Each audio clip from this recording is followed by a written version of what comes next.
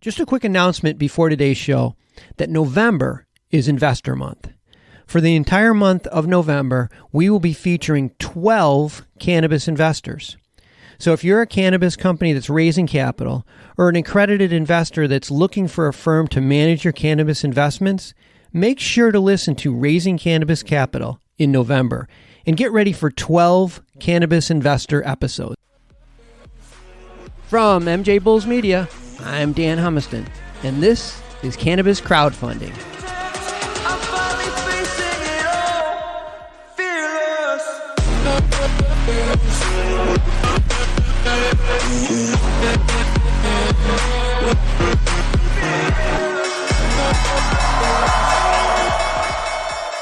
Today on Cannabis Crowdfunding, we are joined by David Schacter, CEO and co-founder of Cannabiscope, and Brett Andrews from MicroVentures.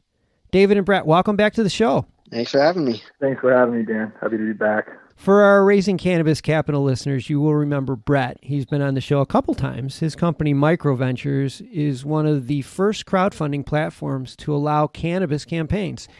And David was also a guest on the show last winter with his company, Cannabiscope. David, I said when you were on the show in February that you were a company to watch, and looks like you've proven me right. 6 months later, and you're in the midst of a crowdfunding campaign. Before we jump into the crowdfunding campaign, for the people that did not have the opportunity to listen to your show, David, can you tell the listeners about your company?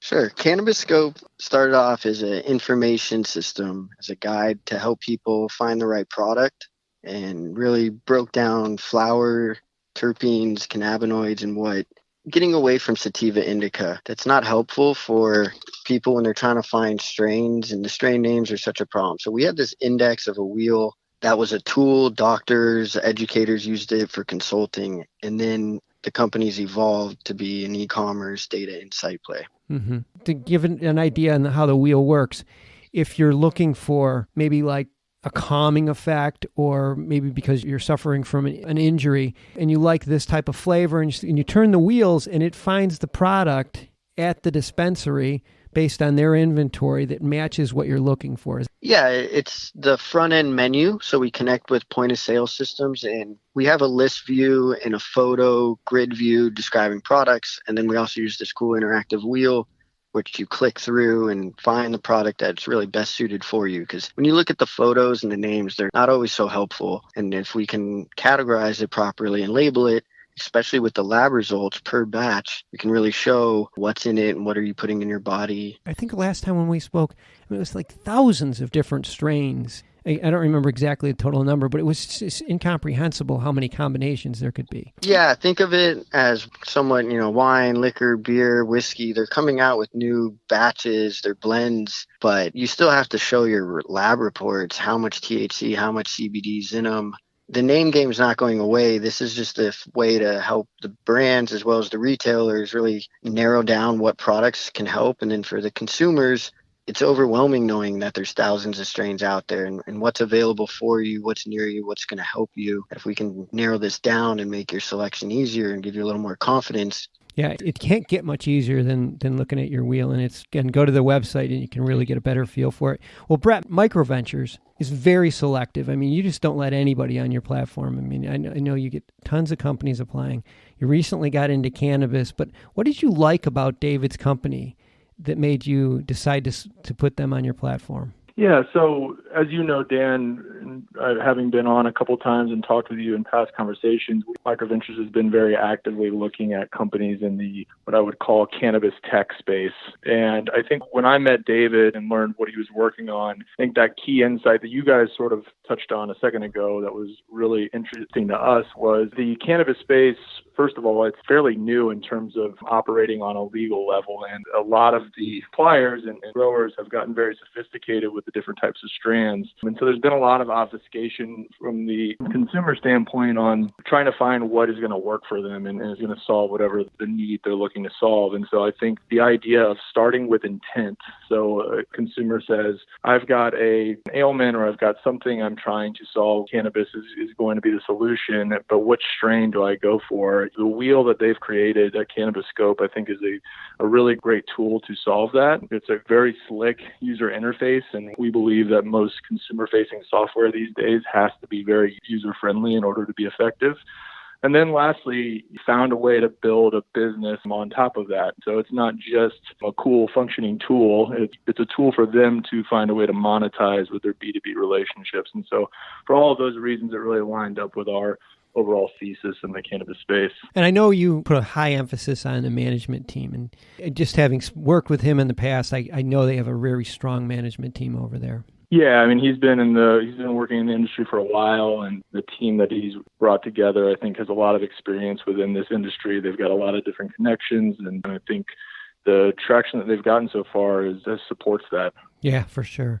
Well, David, you're kind of the combination of cannabis and big data, which both have enormous potentials. So look down the road. Where do you see the company evolving? So it started with education. Then it went to customization, where every brand wanted their own wheel, and then for retailers to use it as a front-end menu. So first, we're going to get into the e-commerce, and that'll be for CBD retailers, which is nationwide. Second stage will be with point-of-sale systems and API integrations, and that's for the THC side. And then the whole time we're collecting consumer data, because not only do we have point-of-sale and we know somewhat what's in the market, on prices, on quality, quantity, but also what consumer, buyer intent. It's not what they bought, it's what were they wanting to buy, what are they really ordering? So the data insights, that's the key, is knowing what consumers are really looking for, and that's helpful for brands and retailers.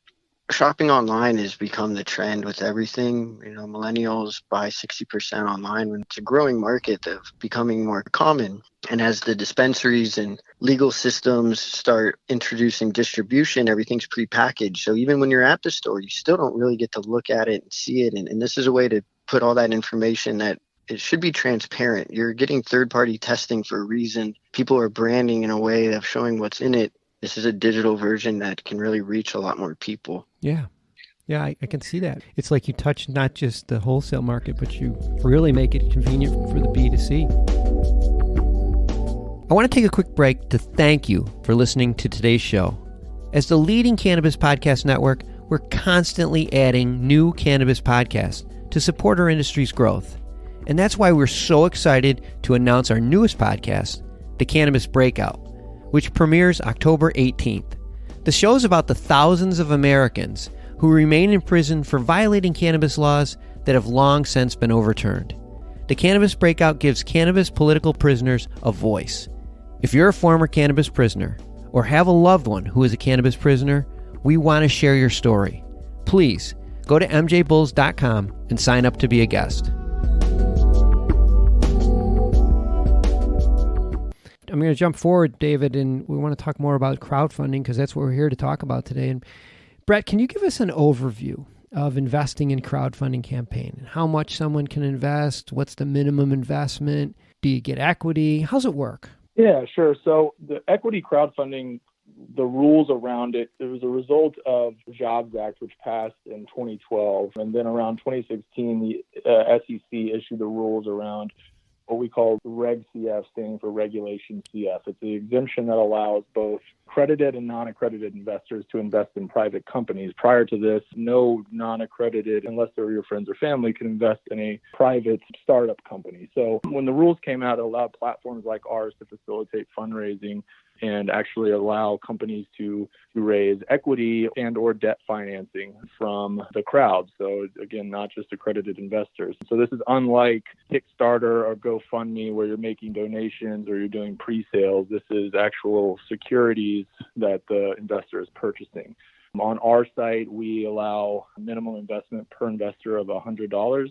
And we go up from there. And yeah, I think as far as the cannabis industry is concerned, we see it as a big opportunity preparing with crowdfunding because there's not a lot of public company options the average retail investor is looking to get exposure into this space. And there's not too many companies out there that are actually listed on the public markets. And so having some private companies to have access to, I think, is really important. And then on the other side, I think there's a lot of cannabis companies that are boxed out from more traditional investors. And so using a platform like ours really allows the community to put its support behind companies they believe in. Yeah, especially when you can do it for as little as $100. I mean, to buy a piece of David's company for $100, why wouldn't you do it?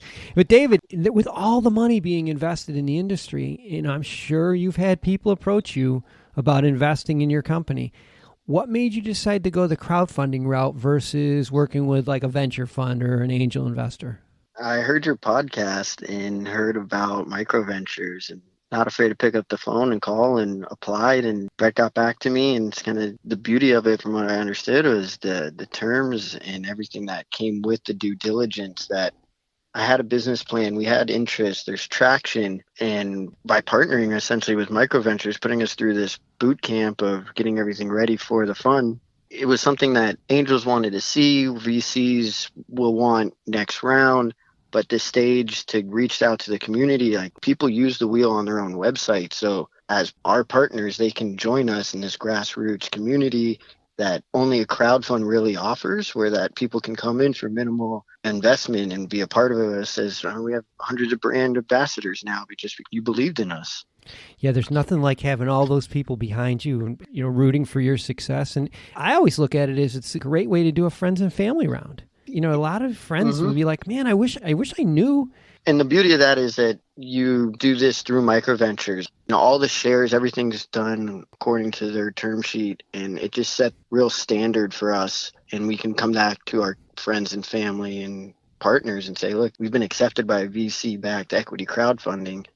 That was a huge game changer when we were accepted. And thank you to MicroVentures, and really, Dan, to you. I'm an avid listener of the show, and I follow it, and I will call the people who I think can help, or that I can help. And it's been a great match so far. I mean, we're doing really well just on that. We're certainly glad to help. It's been a lot of fun watching your company grow, David. That is for sure. And like I said, you're right in the middle of your campaign right now, and this is an exciting time.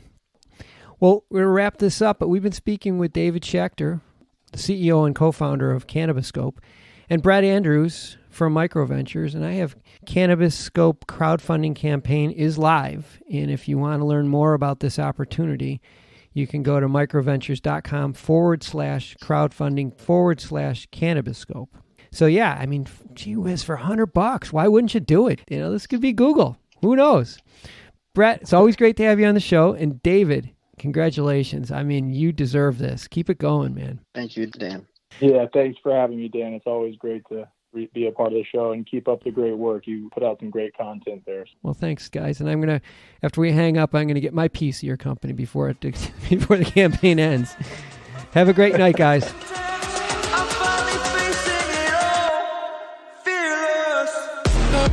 Today's show was made possible by the generous support of our sponsors, like Alt36, the country's premier blockchain payment processing platform that's providing dispensaries and its customers with a safe and secure payment option other than cash.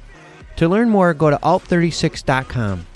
Today's podcast was produced by MJBulls Media, the industry's premier cannabis podcast network, with original music produced in part by Jamie Humiston. I'm Dan Humiston, and you've been listening to the Raising Cannabis Capital podcast.